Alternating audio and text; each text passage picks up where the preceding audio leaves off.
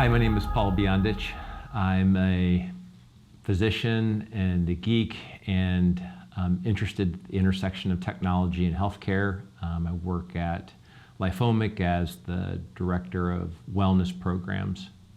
Great. It's so great to be here. My name is Marisa Moon. I'm a certified Primal health coach, and I teach intermittent fasting in the LifeOmic community. And in my course called Intermittent Fasting Freedom, I also host a podcast called The Foundation of Wellness. So intermittent fasting is a large phrase that the public is using to describe a whole number of different ways in which an individual can restrict their diet over time. And the most common form of intermittent fasting is something called time-restricted feeding. And basically, someone will restrict their window of eating to a particular time of the day.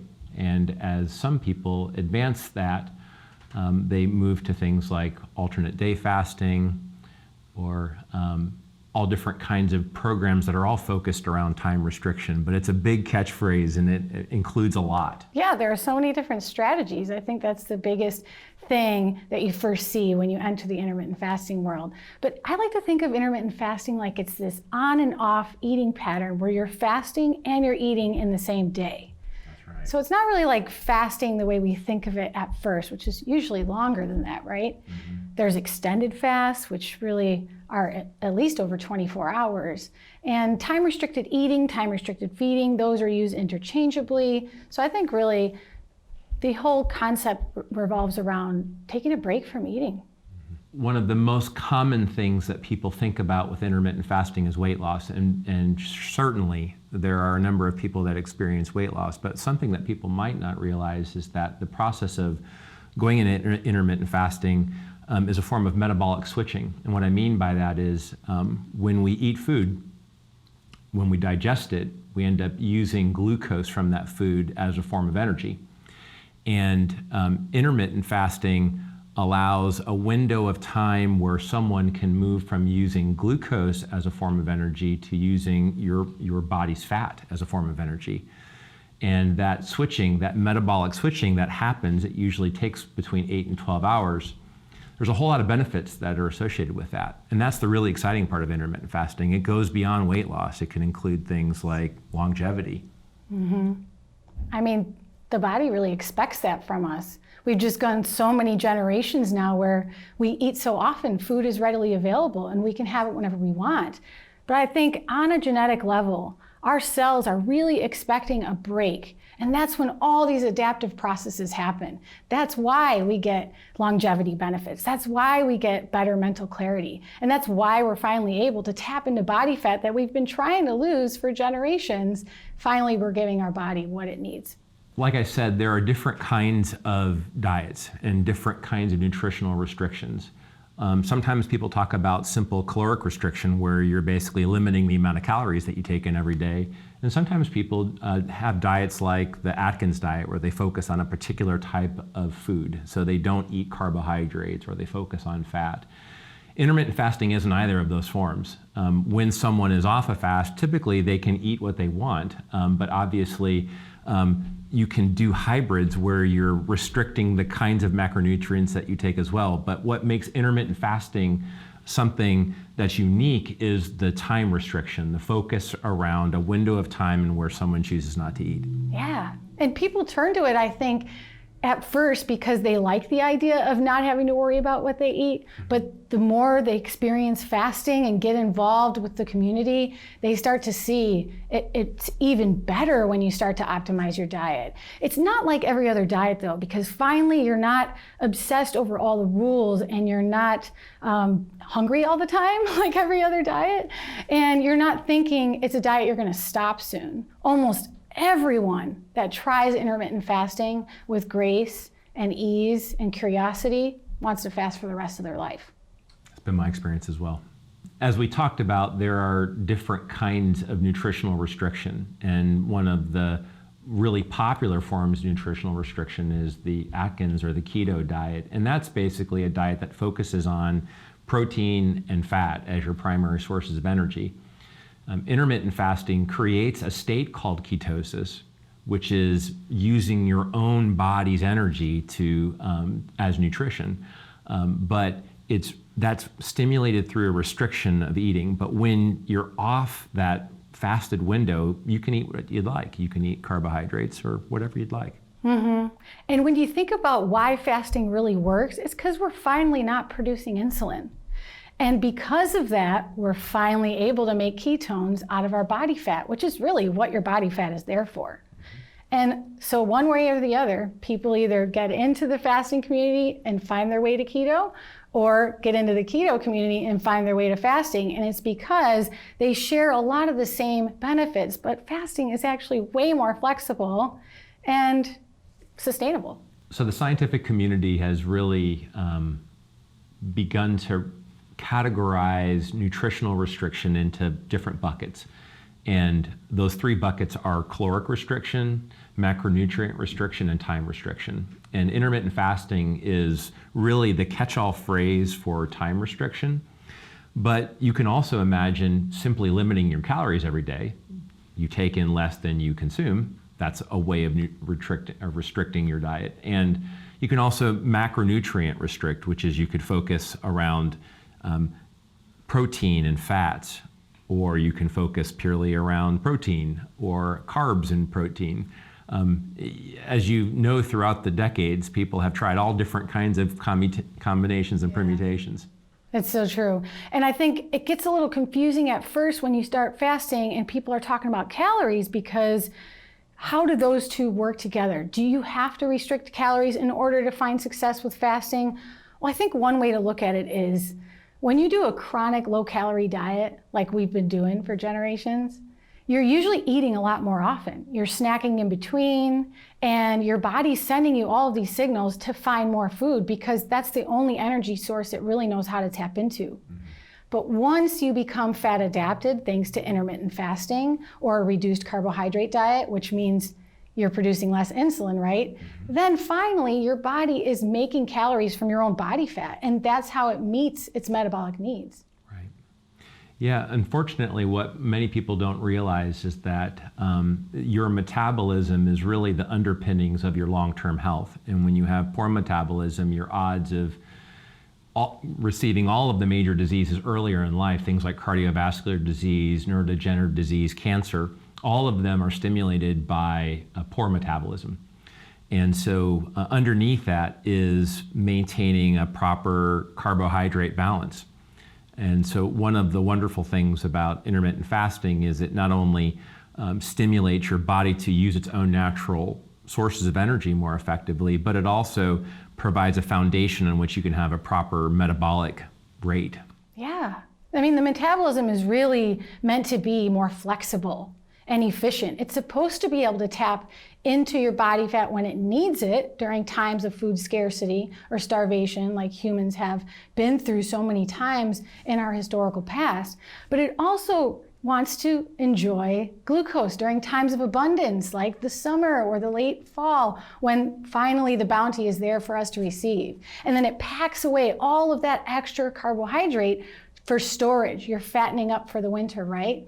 But because we've had such a chronically high insulin diet, such a high carbohydrate diet with the abundance of food in modern society, we really just are missing that metabolic flexibility that we tap into with fasting. And that's one of the most rewarding things, because you won't tell yourself you're starving anymore. Your appetite is so much more improved, and energy just seems to be so abundant for the first time in years, or maybe your whole life. I don't know about you, but even from my perspective, food tastes better. Oh, yeah. And you just have an appreciation for it that's different than any other time. At least in my life, I never stopped thinking about food before I started fasting. And I still think about it all the time because I'm a big foodie and I love to cook and it's a hobby, but I'm not a slave to my appetite anymore. And that is one of the most surprising benefits that everyone experiences with intermittent fasting. You finally have control over your appetite and your cravings. They don't control you. I remember when I first heard about fasting, I was nervous to try it because I really love food and it's a big part of my life and my family. Mm-hmm. And I thought, why would you ever choose to skip a meal on purpose? And I thought, it's just not me. I'm not going to do it. But around that same time in my life, I was diagnosed with ADHD. And sure, that made sense of so many things I struggled with growing up.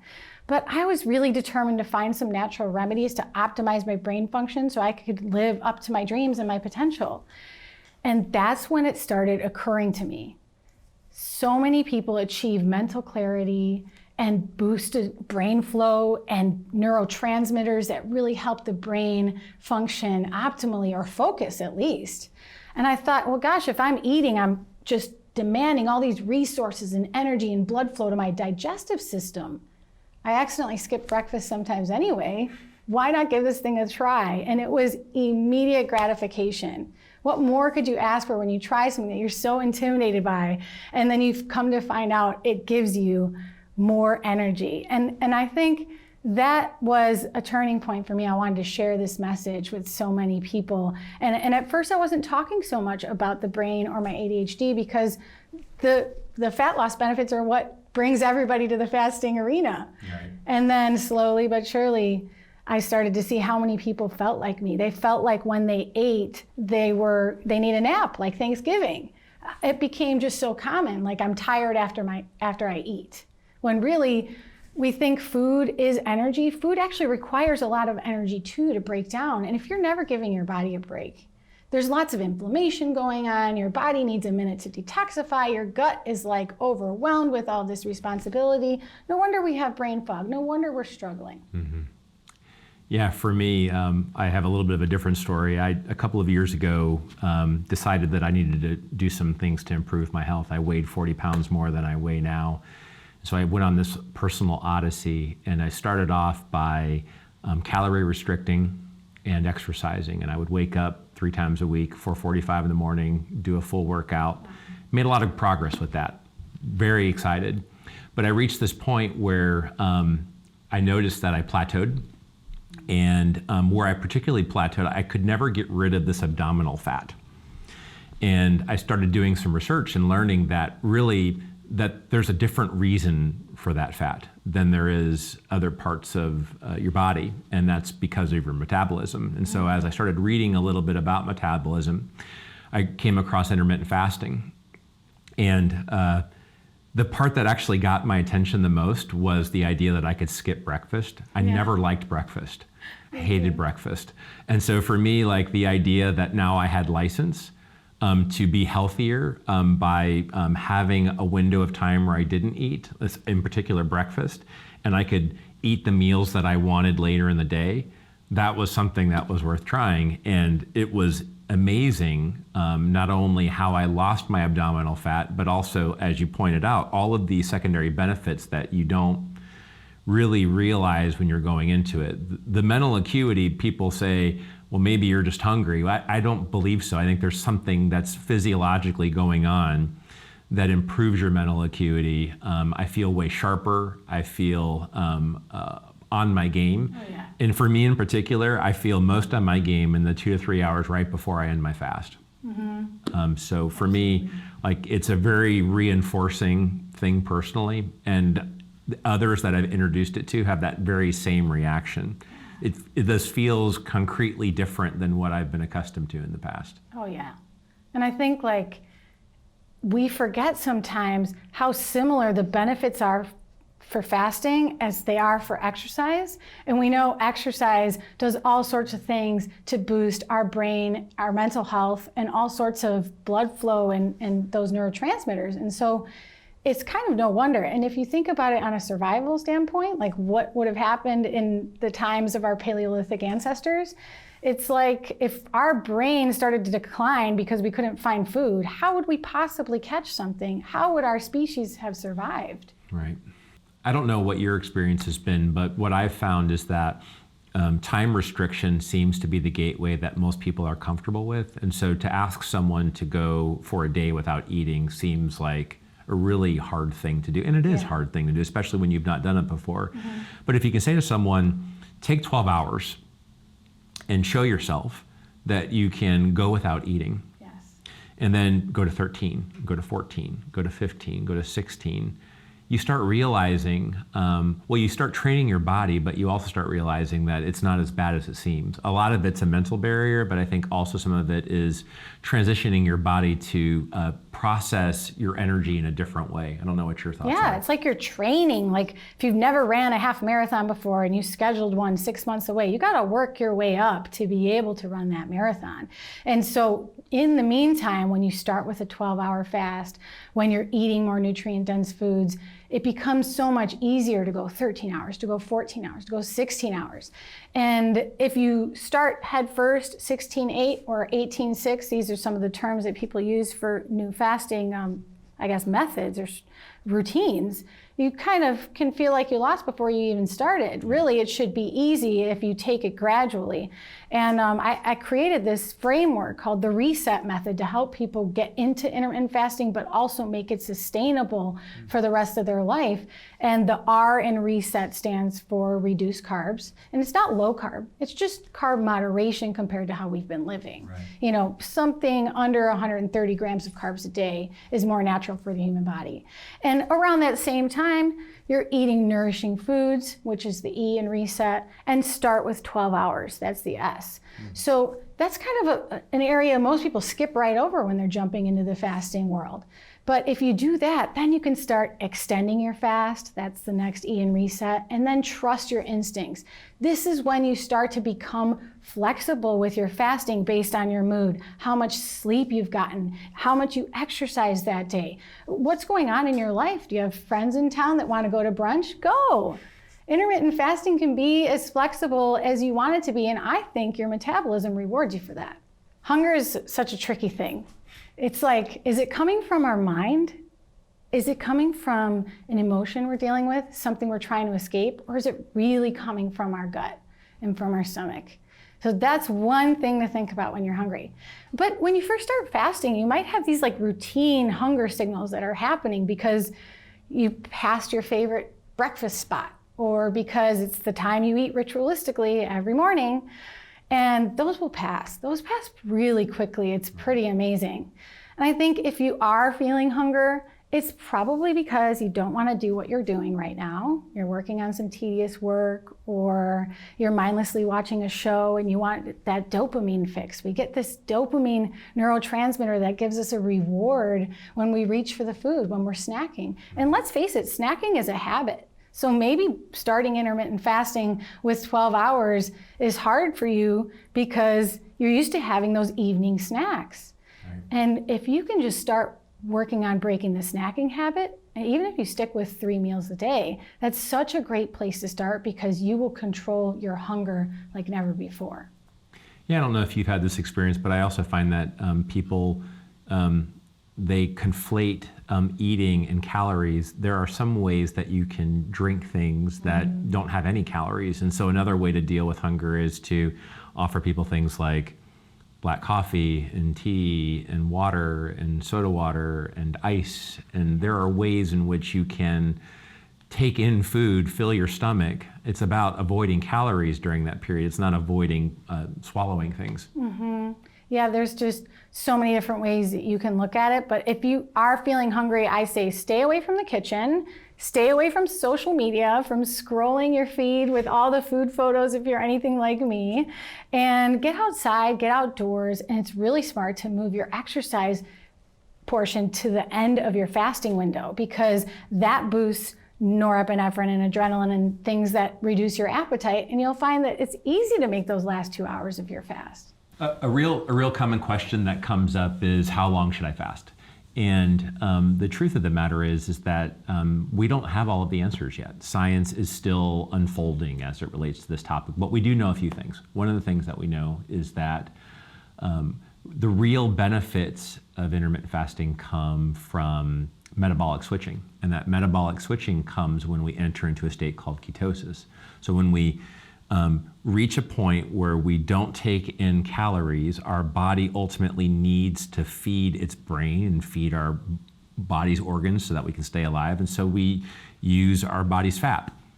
And what we know is that those same compounds that are used for food are also signaling mechanisms, and they signal something called autophagy, which is this notion of cellular repair. It's the body fixing itself.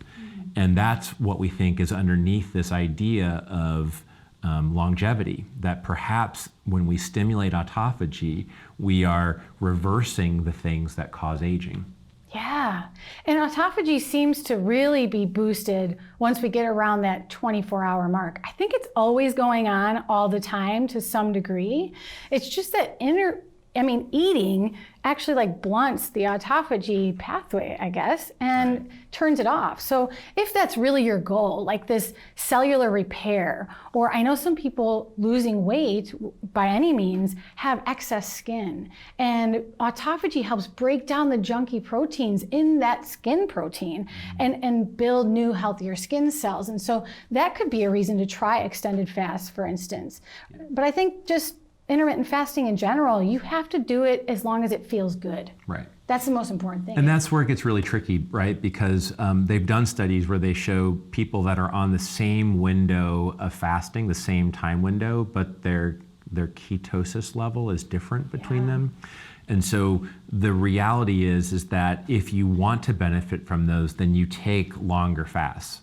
Generally speaking, the longer you fast, the more ketosis you'll go into. But the only way that you can really know is to actually measure your ketones. And of course, there are tools to do that, but that's when it starts to become a little bit more of an advanced science at that point. And hopefully, we want to start by having fun. We don't want to focus on the ketones. We just want to focus on the intermittent fasting aspects of things. Yeah, and you can be sure you're producing ketones really once you get past the 18-hour mark. And as long as you feel good, that means you are fasting for an appropriate amount of time for your body. And if you feel good and you're inspired to do more, try more. I mean, I don't know if this is your experience, but once you start getting comfortable with it, it doesn't feel hard. Right. And then you want to start doing things like an alternate day fast or a 5-2 fast. I mean, it becomes a gateway, and you can start experimenting, and you'll start to feel your body, like you said. Yeah, and if you're producing ketones, you are not producing insulin.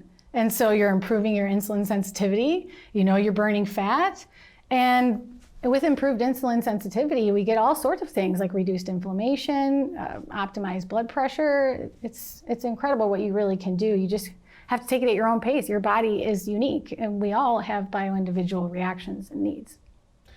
Wish there was an easier answer, but I know. learning. Good point. One of the things I see the most when people try fasting too long, too soon, before their body has adapted, is headaches and dizziness, but also they binge when the eating window opens. So they find themselves overeating, losing control, and almost in this feeding frenzy. And I don't think that happens when you take your time working your way up to that window. For instance, great, you accomplished an 18-hour fast. Does that mean you should jump to a 24-hour fast? Maybe. Does that mean you should jump to a 36-hour fast? Probably not. I think we learn so much with each increment that we increase it, and our body is telling us so many things. If you have headaches, you might want to consider your electrolyte levels, your hydration levels, and the context of the rest of your diet. Right.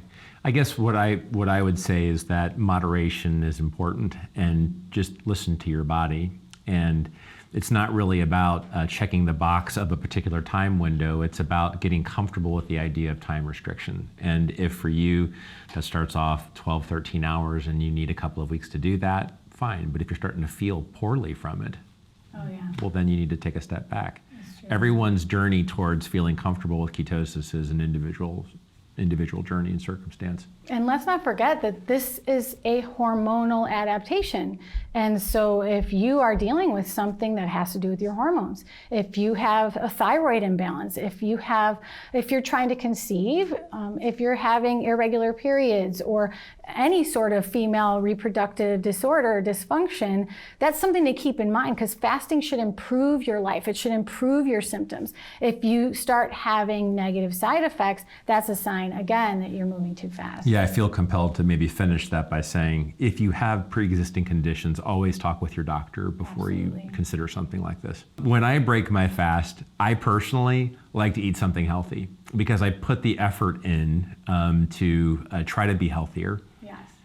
For me, the worst thing to do would be to eat junk food, but there's nothing preventing you from eating what you'd like. And if what that makes you comfortable and that's what you're feeling hungry for, then by all means do so. Yeah, What about I you? agree. I mean, if you're doing intermittent fasting and your fast and your eating window are in the same day, you can eat whatever you want. But just remember that your food choice, your meal choice is going to affect your fast the next day. How soon you make ketones, how good you feel, how big your appetite is. And so you want to break your fast with an extra large pizza and a pint of ice cream, you're going to remember that tomorrow because fasting is going to be harder. You're going to wake up hungry and you'll probably have a huge energy crash at the end of that night and more cravings. Yeah, but for some people, they're dealing with a lot of different habits that have to be unwound. And so we have to crawl before we walk and we walk before we run. And so if we start with intermittent fasting, then continuing the diet that you had prior to starting intermittent fasting is completely appropriate and acceptable. And over the journey, maybe you'll make other considerations about the quality of food that you eat over time as well. Yeah, especially because I think you become more aware of the reaction your body is giving you based on your food choices. So finally, for once, you can hear your body telling you something. And also, if you're fasting longer, like say you're doing a 2 or 3 day fast, when you break your fast, you might actually have to take it easy on your meal choice. You might have to take things slow. You might want to warm up your gut with a little bone broth or vegetable broth, or even just like a handful of berries or a handful of nuts. It gets the digestive juices flowing. And there's so many things involved with digestion, not just our stomach. And so we really need to give the body time to prepare and anticipate that meal. And then you can really enjoy the meal for your breaking your fast. So I don't know about you, but whenever I have tried to change my habits in the past, I've always benefited from a few things. Having the knowledge around how to do that effectively and having the proper peer support and the people around me to help me achieve that goal. And one of the really cool things about the modern day internet is that, and your phones, is that you can have that community in your pocket. And so one of the cool things that LifeOmic is working on is this app called LifeExtend, which is really a place where people can go and build healthy habits and do things like track your fasting and talk to people about their fasting habits and compete even if you're interested in that sort of thing. Yeah. So at least for me, it's been a really nice tool to work with and help develop because it creates a milieu in which fasting is kind of cool and you feel like you have a lot of peer support. Yeah, when you're first starting, it might sound weird to your friends and family, so you almost want to keep it to yourself, but then join a fasting community so you feel supported. Exactly. I mean, where to start is just, test out the waters, the 12-hour, the 13-hour, the 14-hour mark. Or if you've already been doing all this reading and research about fasting, you've probably got so many ideas. Just choose one and try that one out first. And then use something like the Life Fasting app. And you can join those communities. Literally, they're called circles, and you can talk with other people like you under common interests or things that you're trying to do with your fast. And I remember when I first started fasting, you're like trying to remember which time you started your fast, when you're breaking your fast. But the app has like the timer on it, so you know how much more is left to go to reach your goal. And now they can talk to coaches on the app. So that's something I've been doing with LifeOmic, and it's been really fun. People can just kind of reach out to me if they have fasting questions. They can schedule like a private call, or we even do group sessions so they can hear while I'm working with other people with similar challenges or goals, and we work together towards our fasting goals. That's pretty cool. I don't know about you, but when I started this process, it all was kind of opaque and mysterious. And hopefully, maybe by going through these questions, we've helped to demystify this for folks. Yeah, I think you've got a few things to start with if you're listening, and you've also got ideas that you came to this video with. So start writing them down. Think about what really means something to you. What are you driven by? What's your why? And that's going to give you the place to start. Find the support that you need and just try it.